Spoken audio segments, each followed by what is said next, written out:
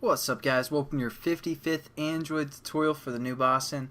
What we're going to do in this tutorial is basically have this list that we set up in our preferences actually referred to an actual array that we're going to set up, because we already have it referring to this array called list, and we don't actually have an array called list.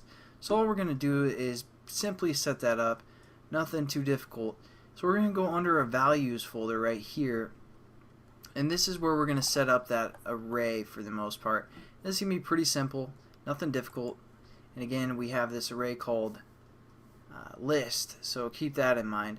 So what we're going to do is we're going to say new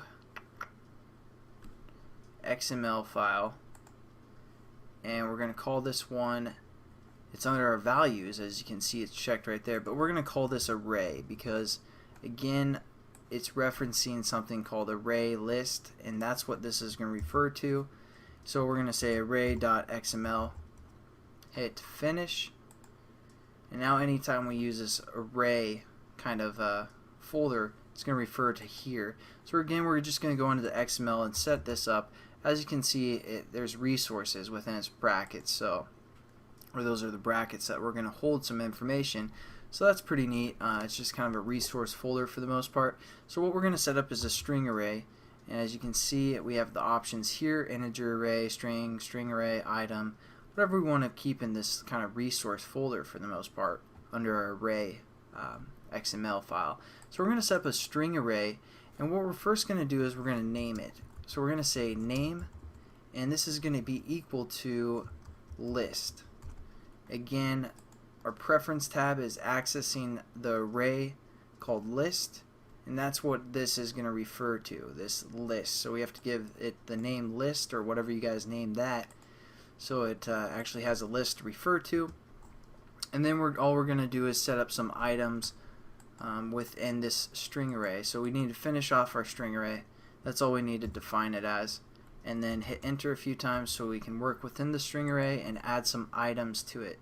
So we're going to say item, and then you don't even have to set up the item like we generally would. We just need to kind of put something within both item and the close item brackets there, and we're going to call this, I don't know, option 1, and just copy and paste this 4 times or something, however many times you guys want, and then just change the variables for something like that, save it, and then we have this string array called list, which is being accessed by our preference tab. So that's pretty cool, but let's say basically this is going to open a list, and it's going to hold those 4 items within that list within our preference activity for the most part.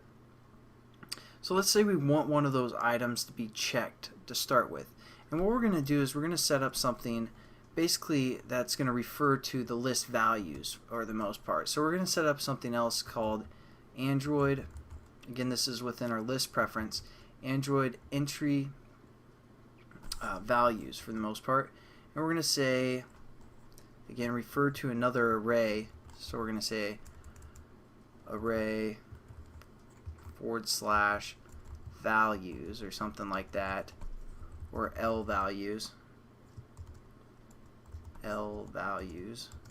and then what we can do is we can also set some numerical values to these items for the most part. So we're going to set up a new string array within our array XML, and again